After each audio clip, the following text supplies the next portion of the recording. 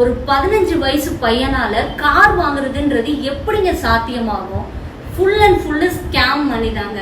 யூடியூப்ல இருந்து வர்றது அது எல்லாமே ஓகே தான். ஆனா இப்போ இந்த ஸ்கேம்க்கு என்ன சொல்றீங்க?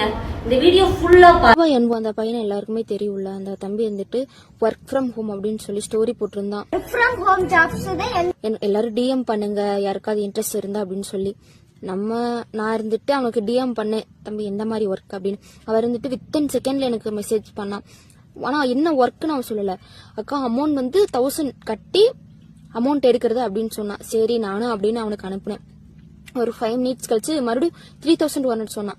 தம்பி நீ இதை ஃபர்ஸ்டே சொல்லியிருந்தேன்னா உனக்கு அனுப்பியிருக்க மாட்டேன், மறுபடியும் இவ்வளவு அமௌண்ட் கட்டினா நான் எங்க போறது அப்படின்னு அவன் கிட்ட கேட்டேன். அதுக்கு அவர் இருந்துட்டு இல்லக்கா சாரிக்கா சொல்ல மறந்துட்டேன் அப்படின்னு சொன்னான். நான் இருந்துட்டு அதை பேச எடுத்துக்கல. சரி பொய் சொல்ல மாட்டேன் அப்படின்னு நான் நம்பினேன். தம்பி இப்போ அந்த அமௌண்ட் நான் அனுப்புனேன்னா இதுக்கு யார் பொறுப்பேற்றுக்குவா அப்படின்னு கேட்டேன். அக்கா நீங்க என்னை நம்பி அனுப்புங்க, நான் உங்க அமௌண்ட்டுக்கு கேரண்டி அப்படின்னு சொன்னேன். ஒரு 1/2 hourல நானும் மறுபடியும் 3200 அனுப்பிட்டேன். மொத்தம் 4200.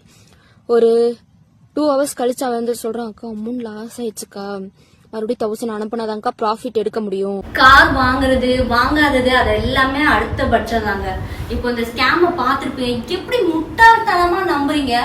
ஒரு ஃபேமஸானவங்க இருக்காங்க சொல்றாங்க அப்படின்னு ஈஸியா நம்பிடுறீங்க. இவ்வளவு பெரிய கார் வாங்கியிருக்கான்னு சொன்னோமே யாருமே எதுவுமே பேசல. இதே ஒரு ரீசன்ட் டேஸ்க்கு முன்னாடி ஒரு பையன் பைக் வாங்கினா அவங்க அம்மா வாங்கி கொடுத்துருந்தாங்க.